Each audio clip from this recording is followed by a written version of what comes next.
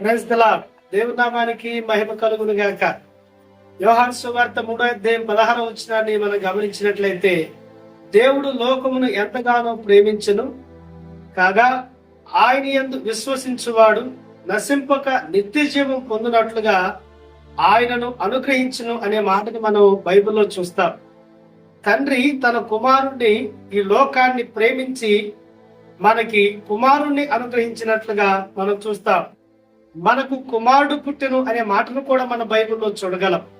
కాబట్టి ఈ ఉదయకాల సమయంలో దేవుడు ఈ లోకానికి ఎలా వచ్చాడు అయ్యా అంటే, తండ్రి యొక్క త్యాగం ద్వారా ఈ లోకానికి వచ్చాడు. దేవుడు లోకాన్ని ప్రేమించాడు, లోకములో ఉన్న వారిని ప్రేమించాడు, పాపులైన వారిని ప్రేమించాడు, బలహీనులైన వారిని ప్రేమించాడు, దూరస్తులైన వారిని ప్రేమించాడు, అన్ని రంగాలలో ఉంటున్న వారిని ప్రేమించాడు.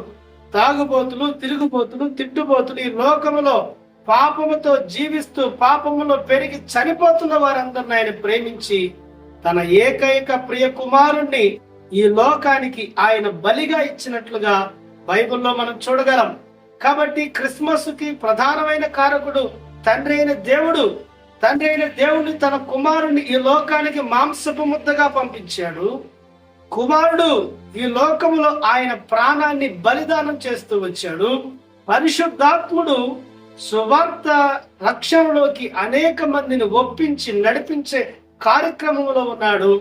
మరియా యోసేపును తమ జీవితాన్ని త్యాగం చేస్తూ వారు తమ ప్రాణాలని పణంగా పెడుతూ ప్రభును కాపాడుతూ వచ్చారు. కాబట్టి క్రిస్మస్ త్యాగంతో కూడిందనేది ఆలోచన చేద్దాం. క్రిస్మస్ ప్రాణముతో కూడిందని ఆలోచన చేద్దాం. క్రిస్మస్ సమర్పణతో కూడిందని ఆలోచన చేద్దాం. క్రిస్మస్ మనకున్న వాటిని దాచుకోక ప్రభువుకు వలె ప్రాణం అర్పించినట్లుగా, తండ్రి వలె అనుగ్రహించినట్లుగా, పరిశుద్ధాత్ముడు పనిచేసినట్లుగా మనము కూడా మనకున్న వాటిని ప్రభువు కొరకు చేయాలనే ఆలోచనని మనం చూడగలం. కాబట్టి తండ్రి త్యాగము, కుమారుడు యొక్క ప్రాణార్పణం, పరిశుద్ధాత్మ యొక్క కార్యం, మరియా యోసేపుల యొక్క సమర్పణ మనకి ఇక్కడ కనపడతాది. సమర్పణతో కూడింది క్రిస్మస్. సమర్పణ కలిగి లోకంలో బ్రతుకుదాం. దేవుడి మాటలు దీవించును గాక. ఆమేన్.